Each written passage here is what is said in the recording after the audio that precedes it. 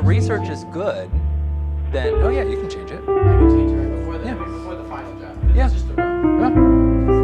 Yeah. If I find something more interesting or better wording, Yeah. Okay, so we're going to be talking about the Etruscan period. This is our first class on Rome. I'm going to close these real quick.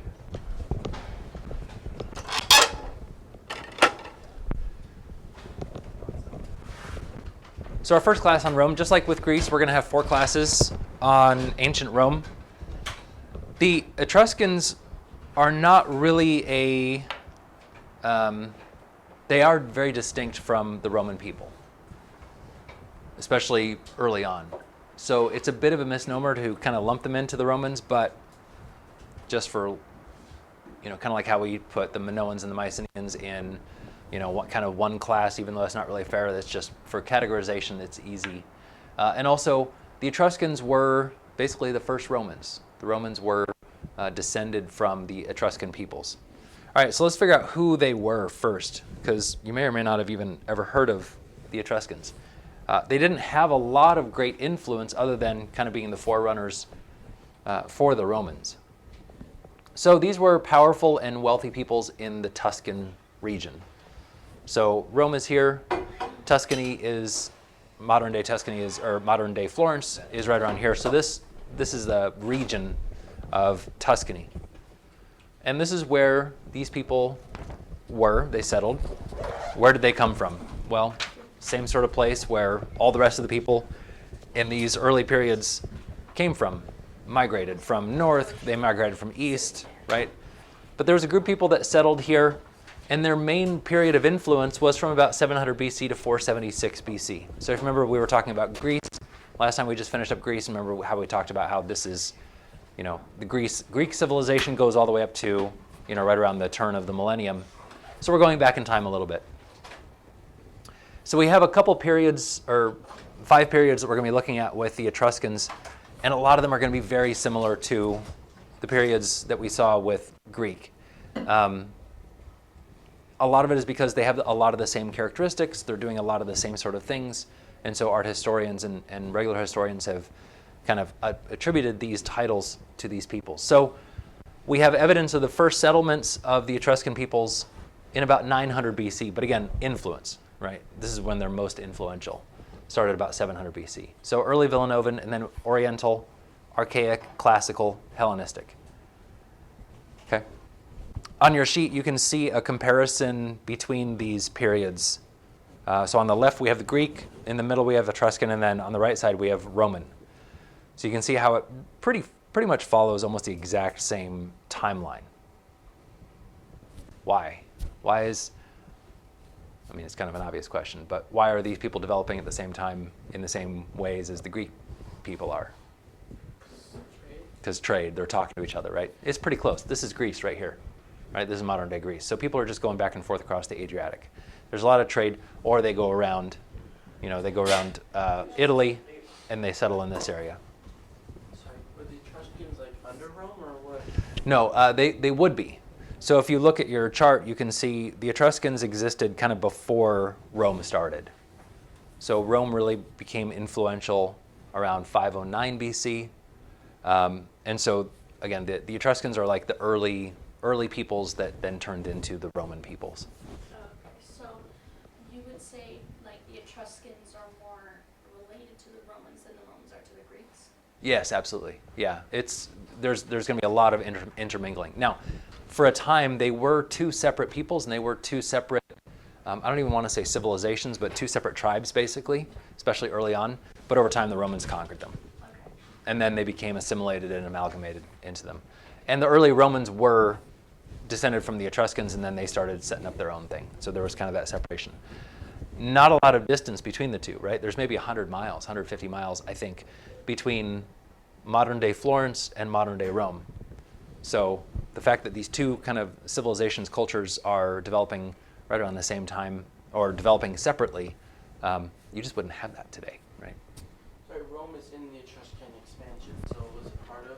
Yeah, so early on, the Etruscans had all of this stuff. So, they were influential during this period, and they're expanding up until about 500 BC. And then around 500 BC, Rome starts and then starts to conquer everything else. Yep. So there's kind of a push and pull. Okay. Like we've talked about, Etruscans did not live in isolation from other Mediterranean peoples. There was trade with the Greeks. There was trade with Phoenicia. All these different areas. Greek artists also settled in Etruria. So Etruria is, I don't have it on the map, but Etruria is a town, basically this region. So this dark region is Etruria. Greek artists settled there from the 7th century BC onwards, and many works of Etruscan art are signed with Greek names. So the Etruscans had their own language, they had their own culture at the very beginning, and then very quickly it's going to start to become influenced by the Greeks. Etruscan artists, Greek artists lacked the finer techniques of vase painting and sculpture in stone. That's why they're just not as well known. But other art forms such as gem cutting, goldwork, terracotta, and then later on bronzes show that Etruscans had very good knowledge. Okay, so that's just kind of your overview, right? Just like most civilizations that we're looking at, especially early on, a lot of influence going back and forth, etc. The Etruscans had their own language.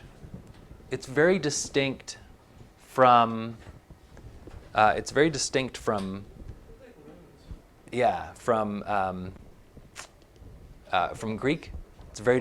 Roman. Yeah. So is that kind of like how the Rosetta Stone is? Where they just like put their language on it? Yeah, so this is a funerary marker. So this is giving some information about one of the people, you know, probably a nobleman or a king or something. I thought I had this. No? Hold on.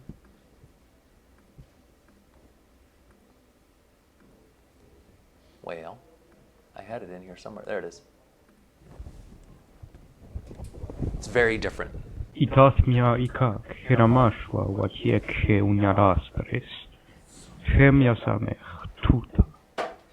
Tekarie Welianos salcruenias turuke. Munistas tuas pameresca ilaque tulerase.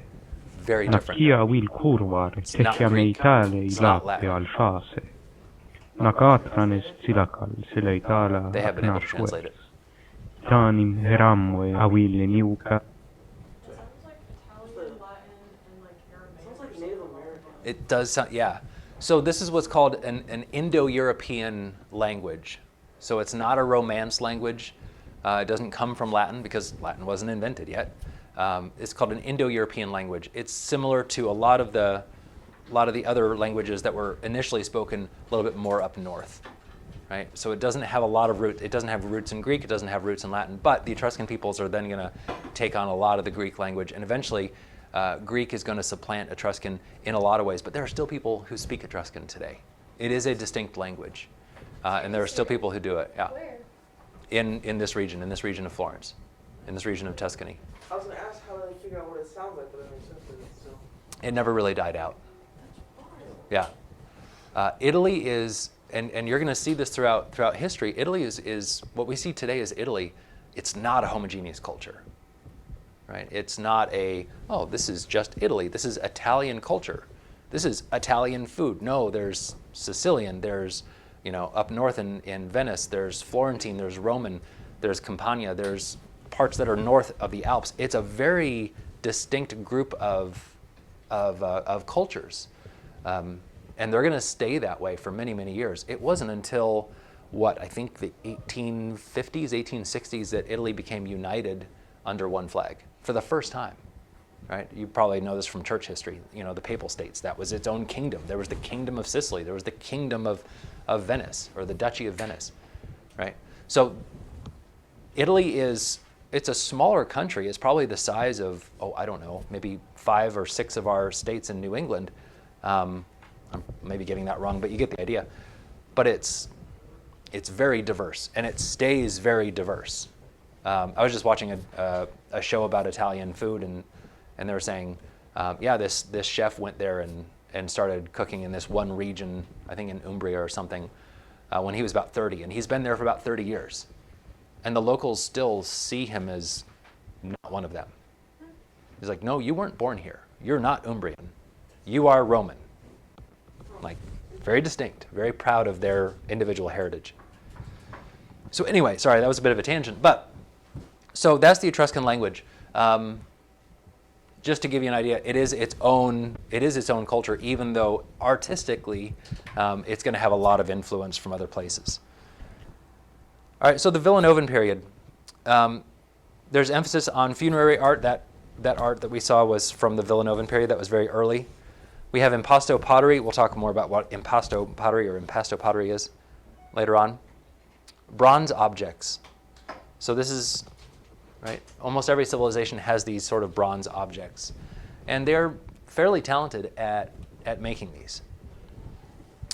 Mostly small except for vessels, decorated by molding or incised lines. So this is basically taking, hot bronze and either pouring it into a mold or just hammering it into shape. Most likely this was made by hammering it into shape, right? Even though this is old and it's a bit decayed, you can see how this was probably done by hammering. And then they're putting in rivets. They're putting in these decorations. Yeah. Is bronze like elementally like a deviation of copper or something, or is it? Bronze is copper and tin, right? Yeah, copper and tin. Yep. So it's easily malleable, but it's stronger than tin by itself. And again, ceremonial objects. Researchers are still trying to figure out exactly what they used a lot of these for. We don't know for certain. This is maybe a handle or a fitting for some sort of a vessel. Maybe it's some sort of a handle for carrying a water pitcher or something. We're not 100% sure, but again, making decorative objects. Next, we get into the Orientalizing period. So the Villanovan period is kind of the only period that it's purely Etruscan. Next, we get into the Orientalizing period. Yeah. Sorry, back to the Villanovan period. Mm-hmm. Impasto pottery. Yeah, we'll talk more about what impasto is. It's a separate technique, but we'll get to that. You don't need to know it yet. Mm-hmm. Orientalizing period, just like we saw with Greek. Why is it called Orientalizing? Influence from the East, from the Orient, right? And so there's going to be a lot of trade with Phoenicia. There's going to be a lot of trade with people in the Middle East. And what was happening was trade was happening where the metalwork was being done by the Etruscans, and they're trading their metalwork with other goods from the East. And so again, there's this trade that's happening all throughout the Mediterranean. And then this led to this import of foreign art. We can see how there is this influence, these almond-shaped eyes, right? That's very much a Middle Eastern Phoenician, type motif. Very simple, very basic. This is a funerary marker. So this is a statue that would go on top of a tomb, and it shows a husband and a wife. They're buried together. And again, same sort of thing. Yeah, was this like a connecting? Yeah, I'm not sure. Maybe they were holding hands, so that's why her finger is sticking out a little bit more. I'm not sure. But again, painted, right? This is made out of terracotta, so this is made out of clay, and then it would have been fired or baked. And we see that it's painted, like a lot of the other statues that we've seen. Again, almond-shaped eyes, very stiff, right? It doesn't even make sense how they're actually sitting, right? Your hip would have to bend a very specific way, and it's going to be very uncomfortable. But again, it's very primitive in that sense. Yeah. What smile is that? Is that the archaic? Yeah. Yeah. Yep. Same thing. So this is around this time. If you look at your chart, the Orientalizing period in Greece is happening at the same time as the Orientalizing period in the Etruscan civilization as well. There's just a lot of, basically everyone in that region is doing sort of the same thing. Do they have the archaic smile before the archaic period? Yeah, in this section, yeah. Orientalizing period, there's pottery here. Different from what we see in the Orientalizing period in Greece. More decorative, more complex. some more colors. I mean, this could be a modern design. You know, it's very well done. But again, that influence from the East, that influence of, you know, doing animals and painting those on their pots is going to be brought over during their trade. And then the bronze work continues. This is what the Etruscans are going to be known for with their art, that bronze work. Okay, so we're going to get into, I'll show you how they do some of this stuff here at the end of this class. But this is done using what's called the lost wax technique. So casting bronze using the lost wax technique. Okay, but we'll talk about that a little bit more. So this is just a cast bronze statue. And then same thing here, Orientalizing period, a lot of the same characteristics coming over, right? From the way that the figures are standing, one foot in front of the other, to the face, to the hair, to the way that they're standing stiff. You would be hard pressed to be able to tell the difference between Greek Orientalizing and Etruscan at this point. All right, as we move into the Archaic period, prosperity begins to grow. So the Archaic period, this is really now where... Isn't it kind of the same thing? As what? The Greek temples have the columns and they have Close. the space in the top. Close. So this, if you look back at your chart, the Archaic period, 575 to 480, this is at the height of the Etruscans' power. This is when they've, if you remember that map, this is when they've, remember the map, so instead of just having this area here, they've now taken over this whole area and up here in this part of Italy as well. So this is at the height of their power. And so they're starting to build larger temples, larger buildings. And they're going to be, of course, influenced by the Greeks, right? The Greeks are starting to build temples around this time as well. And there's a little bit of overlap here with the Archaic period and very, very early classical temple building in Greece. But what's the difference? This is a model, so you can't really tell specifically, but what's the difference between this and a Greek temple? The figures are on top, not in the middle. Right. And what's it made out of? Wood. Right. So the Etruscans were not great stonemasons. They were not building these temples out of stone. That's the major difference. The major difference between Etruscan temples and Greek temples is these are made out of wood. That's what's readily available. And they didn't have as much of an emphasis on, let's build this to last. Let's make this monumental architecture. No, let's just build what we have. Yeah. Wait, sorry, what did the Greeks make it out of? Stone, Oh, okay. like the Parthenon, etc. Did the Etruscans use the ratios that the Greeks did? No. Mm-mm. That was purely a Greek thing. So the design is fairly similar, and again, influence from the Greeks, right? The Etruscans are seeing what the Greeks are doing. They're going, oh, let's do that too. This is great. So very similar, but again, everything is made out of wood, or most things are made out of wood. Maybe some foundations are made out of stone. But we have the porch, right? We have the pillars on the side. But instead of having the pillars all around here, and instead of having stone, we have everything made out of wood. So much more simple building techniques for the Etruscans during the Archaic period. The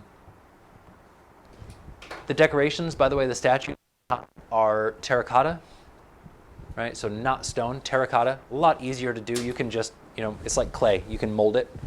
And then they were highly painted, just like what the Greeks were doing. We have this development of, so there's an example of a statue that went on top of one of the temples. So we did find one of these. So this is Apollo of Veii, right? So this is terracotta, right? You can see how it's terracotta. And it's a darker terracotta, but then they were painting the face. So some of the paint has worn off. That's why he has a dark face. How is it hollow? How is it hollow? It's a lot easier to build something out of terracotta. Basically, what you're doing is you're making sheets and then you're molding them into place as you're building. Wouldn't it just be completely solid if you just molded it all over? You could, but it's also going to be a lot heavier to put on top of a temple. So you don't want to do that. So yeah, with sculpture, you want to make things as light as possible, unless you're sculpting out of pure marble. Then but that's why there's those supports and those bases in Greek sculptures. Would the figure have been yellow or? Probably white of some sort. This has all been discolored. Maybe different colors. Maybe this is pure white. This is more skin tone. But you can see how the terracotta is that darker color. But they would cover that over. We have the development of fresco painting, figurative art. It becomes much more common, and this becomes much more prominent. So two things are happening. We have history paintings, historical art. This is showing a battle scene of Etruscans fighting Romans under the guise of mythical figures. So the Etruscans are going to borrow Greek mythology and Greek gods, just like the Romans are going to do later. And they're going to depict themselves. They didn't see themselves as gods, but in their artwork, they're going to depict themselves as gods, right? We are fighting for the good cause, right? We're fighting on the side of the gods. And we are fighting these upstart Romans who down here are trying to take over our lands. So this is from 350 BC. So again, still some Etruscan culture, and they are saying, hey, those Romans, even though they're more powerful than us now, even though they've taken over a lot of our lands, they're still the enemy. And so we're gonna talk about how we bravely fought them and defeated them. This is a bit destroyed, so here's a modern day recreation of what that scene would have looked like. In terms of the Etruscans. So the Etruscans are the ones who are winning. So this guy is putting a man in. He's already put a man in ropes, and now he's letting him loose. I'm not sure why. Etruscan killing a Roman, right? Etruscan killing a Roman, etc. So they're always going to show themselves as the good guys. Paintings and frescoes began to be found in tombs as well. We don't have a lot of really richly decorated tombs and burial practices in ancient Greece. Obviously, there were some, but they weren't as highly decorated as other cultures that we've seen before. But the Etruscans are going to ramp up the beautification or decoration of their tombs. Yeah. So with the Etruscan, they have a king, a pharaoh, how were they ruled? It would be like a lord, a king. Yeah, there was a king of the Etruscan peoples. So this is an interior of a typical tomb for upper class. You can see how it's well decorated. I don't know much about their afterlife beliefs. I don't know, but it certainly wasn't as complex as the Egyptians. They're still going to be decorating the tombs. But as far as I know, I don't think there's really any spiritual significance. I think it's more just let's just make this tomb nice for this upper class family. Yeah, Rachel. We would never have. Did we ever find any bodies of the Greeks or the Etruscans or the Romans? Not really. in their tombs? Not really, because they didn't do any preservation of the bodies like the Egyptians did. So we don't really have any mummies. We see some very small fragments of bone maybe left, but also that climate is much more humid up in Greece and in the Roman Peninsula or the Italian Peninsula. So things are going to be decaying a lot faster than what's happening in Egypt. Could it also have been how the Egyptians tried protecting their tombs? Yeah. guarding it, There wasn't that. So, And they didn't put riches in there, so there was no reason for grave robbers or anything like that. Okay. We have ceramics happening in the Archaic period. Again, very, very similar to what the Greeks are doing. These are black figure pottery, and they learned that from the Greeks. So they learned how to do black figure techniques. They learned how to do red figure technique from the Greeks. Right. So again, there's all this information, and we start to see the development of some letters from the Greek alphabet are starting to sneak their way into the Etruscan language. So again, there's a little bit of this amalgamation, right? So similar to how English has a lot of German words, Latin words, right? All these different words from different places, French words, Spanish words, etc. Same thing is happening with the Etruscan language. The Etruscans took what the Greeks had taught them about black figures and really turned it into their own thing, and this is called ceramic bucero. They really developed this black figure technique even further and made it much more complex. Is that like a stone goblet on the top of Yeah, that one is, no, actually that's ceramic. That's ceramic, but it's made to look like stone. Yep, so these are all ceramics. So slightly different techniques, slightly different motifs, but they were not as prominent in making them, so they didn't trade a lot of them. This wasn't really their specialty. They were more specialized, again, I've said this a few times, in bronze. So we'll look at that here in a little bit. In the classical period, so now we're moving into the classical period. Now, 400 to 300 BC. This is now after Rome has been founded, and Rome is starting to exert his influence over the Etruscans. But the Etruscans, again, still their own distinct civilization, or their own distinct culture. I keep saying civilization. It really wasn't. It's its own culture. And this is when they started to dive into stone carving. So this is a tomb. It's a smaller one. We're not exactly sure why, because this seems to be the tomb of a lady. We don't really know how she fit. So maybe it was just a marker. Maybe it was just a marker of hers made to look like one. Maybe she was cut up. No, I don't know. Yeah. Is there a way to open it? Yeah, they have. It's empty. Maybe she was just one of the team. Maybe. Like, how big is this? Like, I'm not certain. I'm not certain. But it is interesting how it's more of a cubic shape instead of a longer rectangular shape. just like, she just squirted more of this into Right. So we have the beginning of the stone carving, and then during the classical period, the bronzes. The bronzes really take off. Bronze sculpture is going to become really, really magnificent. And again, like we've talked about before, like you know from history, I mentioned this on Tuesday, the Romans, when they conquer a people, they don't impose their own culture on the people, generally speaking. They allow them to stay independent, which was very smart, right? That's how the Roman Empire grew and stayed as long as it did. It allowed these pockets of people to keep their own culture and their own traditions. Yeah. Where did the Etruscans see lions? I don't know.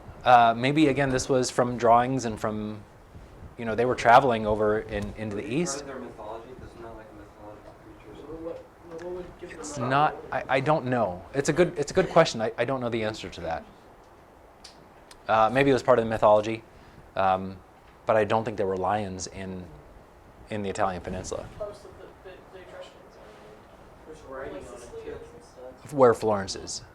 So just north of Rome. Oh, okay. So kind of in the middle east or middle west of the Italian peninsula. What's the writing on it? Would there be rules or something? I'm not sure. They're on its arm. So the Etruscans are going to be developing this bronze work, these bronze techniques, and bronzes from Volci, one of the Etruscan cities, are going to be exported widely within Etruria, that region, and beyond.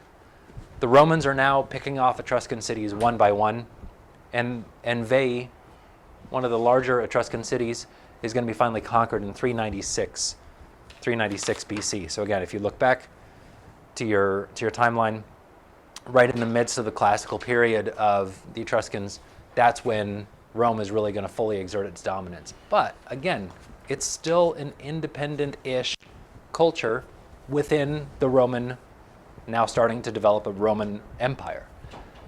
And so the Romans are interestingly going to treat the Etruscans pretty well, right? There's a lot of mixing between the two. They saw them almost as brothers. It's kind of like how in the Civil War there was a war between the North and the South. And yeah, they were the enemies, but they're also my brothers, right? They're also my cousins. Sometimes family members were fighting on opposite sides of the line.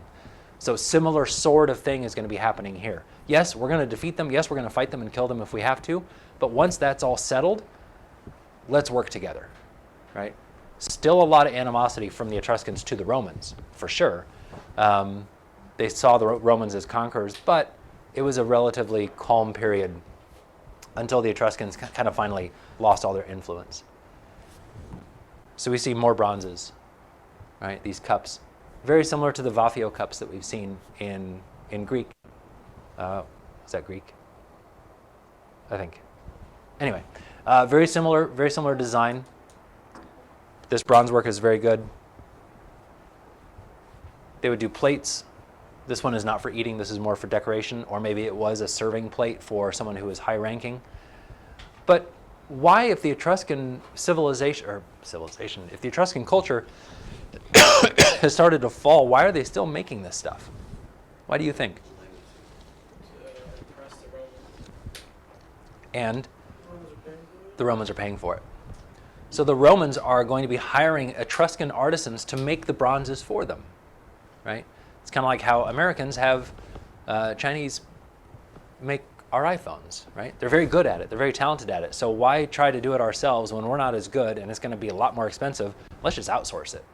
Same sort of thing is what's happening with the Romans. The Romans are asking the Etruscans to make the bronzes for them. But they tell them what they want on it, or Mhm. they just let them build whatever? Yep, it was absolutely commissioned. So now we move into the Hellenistic period, right? This last period of the Etruscans. And this is this famous statue, this famous myth of Romulus and Remus, right? Romulus and Remus, the two founders of Rome. And the legend goes that they were babes left in the woods, and a she-wolf, as the Romans called it, a she-wolf basically nursed them, and they were able to survive. They were raised by wolves. So this is the legend of the founding of Rome, and this is, if you go to Rome today, you're going to see this all over the place. The city seal of Rome has this on it, and this first statue of this myth was made by Etruscans for the Romans. So you can imagine they're kind of gritting. The Etruscan sculptors are kind of gritting their teeth, having to, make something of such significance for the Romans, but they did it, and they were paid well. They were paid handsomely. Briefly, during the Hellenistic period, again, Etruscan, even though they're now ruled by the Romans, they still have their own culture. Yeah, so the stone carving is becoming more and more complex, right? Again, they're developing further and further. You can even see how this, instead of being one large piece that would be too difficult, you just open it and slide it, right? It's a lot easier that way. They start to do some wood sculptures. This looks almost medieval. This almost looks like a Catholic depiction of Our Lady. But no, this was an Etruscan lady. Very beautifully done. And then we see Not beautifully. this is a Roman soldier, right? The Etruscans are going to be producing this bronze for the Romans. And some of it was being paid for it, but some of it was also, you will do this for us. You don't have a choice. Okay. Right? And then we'll look at this sculpture again next period, but this is right at the very end of the Hellenistic period. This is one of the rulers of Rome. This is the second to last bullet point. The most famous of the bronze statues made for the Romans was the Orator from 100 BC. So at the very end of the Hellenistic period, and then the Etruscans kind of fade out as a culture or as having any importance. But this is an orator. This is a Roman design. This was a Roman commission, but it was done by the Etruscans for the Romans. We'll talk more about this statue here in a little bit once we dive into more Roman sculpture, even though it's kind of unfair to talk about it as Roman sculpture. Okay, I mentioned bronzes. I mentioned the lost wax technique. And this technique is going to be continuing all the way throughout, basically throughout history. So here's just a quick video. I think it's a 5-minute video, so we have time, as to how bronze sculptures were done. Now, bronze, it's malleable, but it's still a pretty hard metal. So they're not going to take a clump of bronze and they're not going to start chipping away at it. You could, but it's going to be very difficult.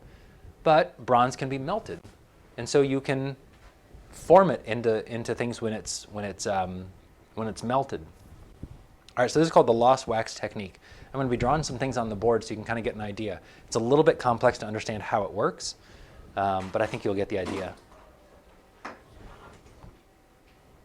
don't know why things aren't playing. Hold on.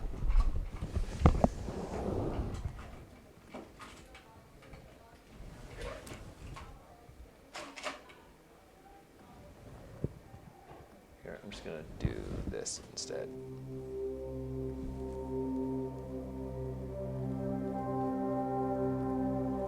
All right, so this is showing on the bottom, it's giving you the timeline.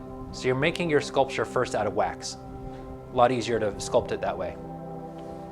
And then you're very carefully dividing it, cutting it into sections.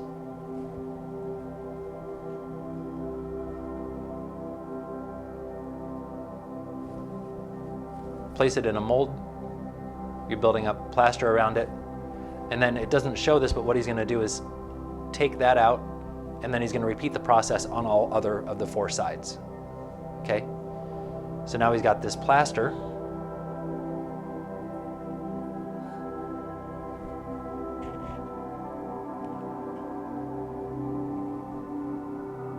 Okay. So on the inside is a negative imprint of what he's done, and now he's just pouring in some wax. So it just doesn't stick. Nope, the wax is going to be kind of the base of how the sculpture is done. Okay, so I'm going to pause here for a second. And this is important. So when he's first sculpting it out of wax, the wax is solid, right? What he's done is he's then made a mold out of that initial wax, then that first wax sculpture is discarded. And now he's got this core. And now he's pouring in wax, but he's pouring it out. So he's just making a thin, basically, it's a hollow. This whole thing now is hollow in wax. And you'll see why he does that here in a second. So you just do that for every piece. Yeah. So now he's joining all the pieces back together again, just with some more hot wax, just kind of gluing it together. And then he's going to sculpt it and refine it again. Okay, so now he's going to cut a little hole, and he's going to fill it with plaster. He's going to fill the inside of that wax mold that he's made with plaster. Now he's going to attach wax rods, so basically things that stick out from this wax. The inside is now all filled with plaster. What these channels, what these sticks do is allow the metal to basically flow into a cavity that he's making. And now he's making a funnel. Hi, that's all right. And he's putting in pins. So what the pins do is, I'm going to do just a cross section here. So this is the wax, right? This is this wax. On the inside is the plaster, right? And then he's sticking in the pins. And that's going to hold the plaster to the wax. Okay?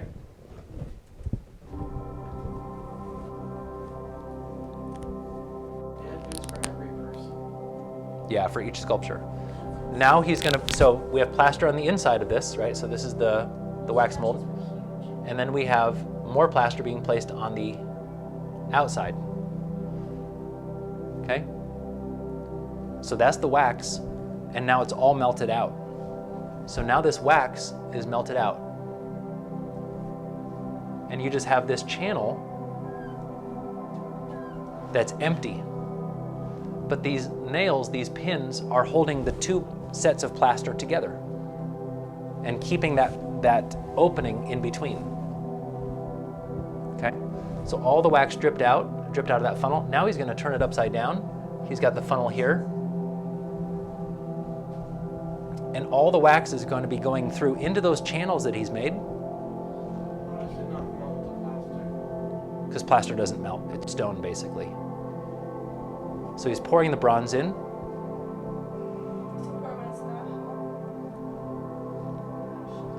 And it's going to go through the channels and then fill in these spaces with the plaster on the inside. How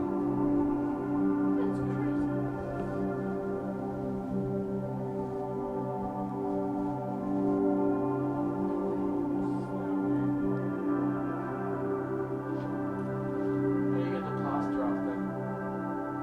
You just brush it, chip it off a little bit. So now he's taking out those pins. We don't need them anymore. And the plaster might stay, or he might be able to figure out a way to get the plaster out, but it doesn't really matter. Plaster's pretty light. That can stay on the inside. And now he's just refining the surface.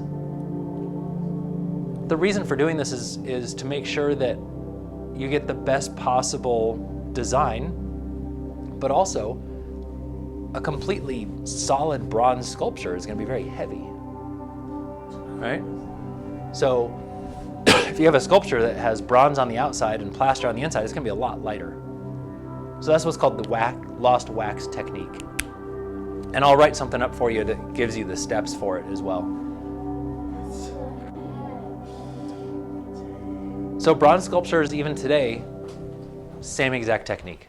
Same thing. It takes that long. Hmm. That's insane. All right, and that's all we got for today.